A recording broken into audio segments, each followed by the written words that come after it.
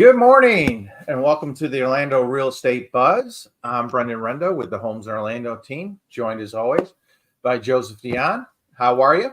Good. I'm playing with lights. We're in a new marketing room that we're building out, having fun, and I'm trying not to look like I don't know this whole lighting thing. I need somebody to do it for me, but hopefully I look good. Yeah. Where are you? No. Big week in economic news this week. We have some numbers popping all over the place. Yeah. And of course, big one yesterday, Fed coming out, holding rates again. Surprise. But we knew, right? Yeah. Surprise, surprise. What are they going to do? It's so tough to say. Are they going to ever cut rates? We'll see. Unemployment, new job starts came out. Unemployment came out this morning. Farm jobs come out tomorrow morning. Yeah. So it's been a lot of different stuff hitting the market. And I mean, what did you think about the way Powell kind of opened the door yesterday? Kind of didn't open the door. I mean, it was fairly well, maybe. Yeah. He was not his comments were, you know what, he's seen the way markets react when he gets too dovish or hawkish, right? People move. So I feel like he's just really tiptoeing. I think they've already played their cards. I think the cuts coming in September. We've been calling this on this podcast, on this show. We've been calling that for months now, that we would be seeing September cut would be the first one. And I think so we could see it, but I think everybody else is. But what did we see this week? We've seen let's go mortgage-backed securities have all improved every day with no changes to everything, but we're seeing improvements because everybody knows that September's coming. Yeah. And the one thing I did take away, it seemed like he kind of moved to employment emphasis a little bit more. That was one thing I did notice. And yesterday, ADP came out and the numbers were not anything to sneeze home about. It just, what did it come out at? 122,000 new jobs somewhere? Something like that, yeah. Something like that, which that's not a whole bunch. It's not keeping up with, quote, population growth. Yeah. Really, if you look at that number. So our job growth is really starting to slow down. Which again, that's been kind of his target the whole time is, try and keep, slow down the pay raises, slow down all that kind of stuff. So you see, it really was, 15,000 in small businesses, down here 20 to 49, mid-sized businesses, the 50 to 249. That grew not too bad, 55,000, but nothing like we've seen over the past couple of years overall. Yeah. And you take ADPs and you match it with today's initial jobless claims number, right? Yeah. So, and then you look at jobless claims this morning. What, 249? Yeah, 249. So we're up 14,000 over last week's revised numbers. So, and you're talking 14,000 right there. That's almost a 5% increase of what they were expecting. Or over and above. And what was really interesting is we've seen these jobless and everything, but what we rarely have seen is the initial jobless claims and the continuing claims both increase. We've kind of seen one where it's initial went up, but continuing went down. This was and it was another sizable increase for the continuing jobless claims. Yep. And I think people are feeling it because, there's not as many job openings again. As there have been over the past couple of years. So that softening of the job market, I think we're going to see a lot more tightening of things to come. Yeah. But when you look at Powell, and we go back to our betting window for September, it's baked in. It's flat out baked in. We're sitting right here at 82% for a quarter point rate cut. Yep. So what did we see this morning that I thought was kind of unexpected? I wasn't expecting this morning. What did we see? We saw Gotta find The the link. 10-year. Oh my gosh, we broke 4. Oh wow, we just broke 4. We just It's broke up 4. too. That is absolutely amazing. When was the last time we were below 4? Way back in December. Wow. So you're going to have a nice day today. Yeah, I'm looking. You know what's crazy is I'm looking at this, and let me see if I can see. We are not seeing the movement I would expect. So we're down 7 pips on the 10-year, but we're only up 9 pips on the MBS, which typically I would like. So, there's a little bit. Wow. I mean, to see 7 pips, I would expect 25, 30 basis points on the MBS. Mm-hmm. Yeah. So we're gonna either see. I think we're either gonna see the 10-year pull back up. And there's some expectation of that, or we're going to see the MBS will start to see some big gains, which is what we want usually, because if MBS is paying more, that means they can offer a lower rate for the same value, which means it's better rate for clients. Yep. Yeah. I mean, you and I have talked about that. We expected rates to improve beginning of August with the foreseeing of the Fed cutting rates. Yep. I didn't expect to see this much of a drop the day after. I just did not at all. And there could be a couple other factors that are in play here. One could be the Bank of England cut rates this morning. That's true. So you got the euro, the Bank of England, they're cutting rates. So I'm wondering if people are getting a little happy feet, thinking, oh, maybe they'll actually go a half a point in September. If the euro market's cutting theirs, will the Fed follow and be more aggressive? So maybe that's playing into it. But like you and I also discussed, though, we think we're really going to have the rate cuts over the next couple of weeks, and then we're going to should start steadying again. Like we had in the previously. Yeah, I think we're gonna see, like you said, I think we're gonna see it. If we sit here, will we sit here will be the question. This could be one of those pocket days where you have one great day, one great morning to lock in, and then it kind of shifts back up. I wouldn't be shocked if we close today back above 4. Yep. It's already, but it's something where let's take advantage of it. In 1 week, we're talking big movements. We haven't seen the rates improve to the level that we've seen the 10-year T drop over the last week, which is means there's a lot of uncertainty of, is this going to hold? Yep. We really, the past 4 or 5 months, for the first time in a number of months, we've had consistency. It's been maybe a quarter up, quarter down, but pretty much a pretty solid consistency, where we had been stuck in that 4.2 kind of window. Yeah. So, this could help a lot of people. Maybe we may start seeing some people come off the sidelines. Yeah. For once. Yeah. If we, like you said, I would love to see this hold. This might be the movement we need, and if it can hold, we could really see a large contingency of people start to get back into the market. Hate the fact that it's end of summer, right? Would like to see this happen at the start of summer. But you know what? That's probably works to our advantage in the bigger scheme of things. Yep. Because our inventory is way up.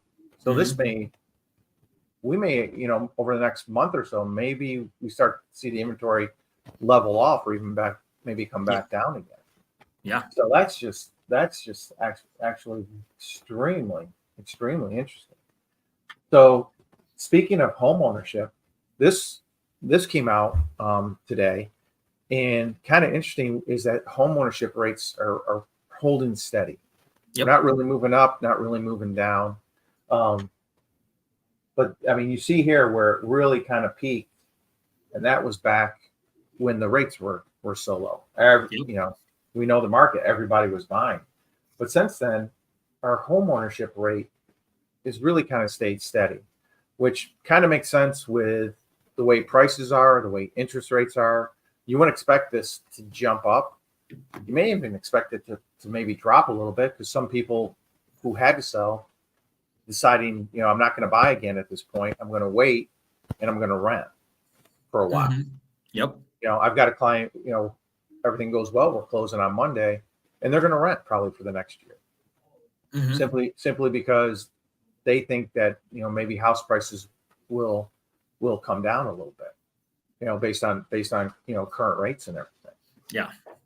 So it's interesting morning to do the podcast with watching those rates drop down. Yeah, I mean, and you showed the 10-year, that was a stark drop. It's not like it was very subtle. No. It was but there wasn't really, I mean, I feel like that news kind of dropped based off, like we saw that maybe off the jobless claims being as high. I think with what we saw yesterday, maybe people thought that jobless claims today would be leveled off or slightly better, and we didn't see that. So definitely interesting. But I'm looking at my live charts on MBS. We're seeing it tick up. We were only up 9 basis points. Now we're up 15, in the 5 minutes we've been talking about it. So we're seeing MBS starting to increase. So maybe we end up at that 20-25 spread that we're saying makes more sense when we see the 10-year drop as much as we have. Yep. So looking at that, Powell kind of, putting more emphasis on unemployment, the ADP numbers we had yesterday and the unemployment numbers we had today, maybe that people are looking at going, that's what Powell's been waiting for. Maybe. Yeah. Maybe those are the numbers that Powell's been waiting for. Because really the month of August, there's not a lot of stuff happening because everybody goes on vacation. Congress is going on vacation. They're going to start their election process. So I think this was really the last round of numbers for them to kind of look at it and go, yeah, we're definitely cutting rates. And we saw the betting window, and it's there, and it's baked into there. So looking at that, and let's look at our Orlando numbers. Interesting stuff here. I feel like we've seen inventory grow a lot, and we've seen a lot of movement. So this some very interesting numbers when we get into the pricing that came out today. I mean, you look at it, and because of where the rates have been, we're still sitting at only 421 homes sold last week. Yeah, that wasn't a holiday week. Yeah, and I really thought this would bump up a little bit with the start of Hometown Heroes. This would be the first week where you would actually see closing start for Hometown Heroes. Yeah, we've seen this is the first big one. I think we have three closing this week, last week. So a lot of movement, but Hometown Heroes funds are dwindling fast. We expected it to go fast, and we're down to 37 million. That's still not bad considering the way it went last year. Yeah, last year was gone in a month. So we got 37. We got basically 37%. Almost left over after a month. Yep, and we're seeing inventory still going up. We're well above the 7,000 level in homes right now. And then we get back into our condo market. And oh boy, the condo market just dying, just 116. Yeah. And then our inventory keeps going up with that. And then we get into the actual breakout of numbers, months of inventory. This is kind of interesting because it's been jumping up and down, but we're sitting at 4 right now, which that's a pretty solid number. That's a lot of homes. Then we get back over our million, and you've got over 8 months of inventory in $1 million homes right now. And look at this. I mean, we're sitting original to list, overall about 94%, right? But look at your $1 million homes. They're cutting 10% again. And we've been sitting pretty close to 10% off the original price on $1 million homes. Yeah. They're and look, I mean, average days on market for them have jumped to 106. I honestly think that if we see the rates kind of continue to drop a little bit and we get into that zone we talk, I think that $1 million+ range might actually see the most improvement in the short term. I think it will. Because the affordability, like you just have, when rates are at 7.5, like it's a really tough pill to swallow when you're like, okay, well, this is a $6,000 payment or a $7,000, and a drop of 0.5% could be a huge drop in monthly payment for people. Yep. Then we look at our average days versus our combined average. This is something just added. And I love this because you're looking at your average combined. It's actually where people have taken it off and put it back on the market. So this is really more of your true days on market. Okay. As opposed to the average. So we're actually average is only taking when they like it. The average is the current listing, the current time it was on the MLS.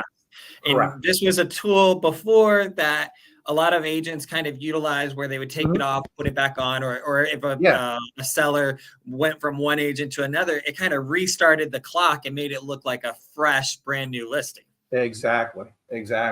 So this is really more of your true days on market, the combined.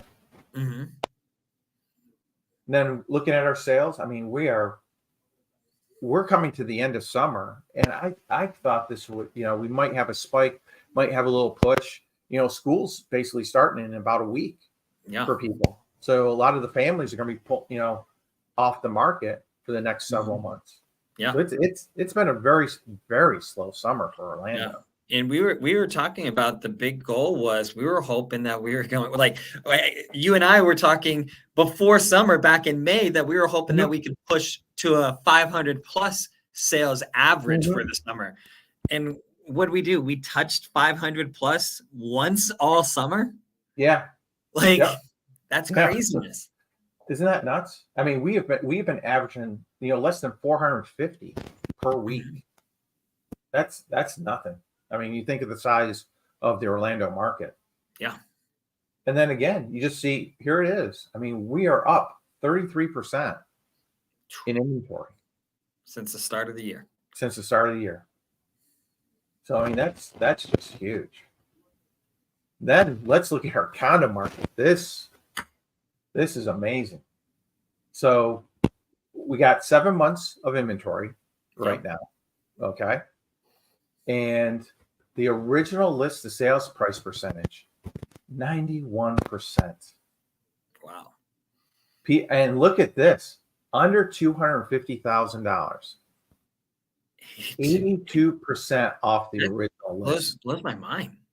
Like this is a product of the more stringent guidelines and the insurance higher HOA fees. Yeah. All the HOA fees this year have doubled. It feels like that, right? Yeah. And people are just getting to that point where they're like, I'm just going to sell it. I just got to sell it. Yeah. And this goes back.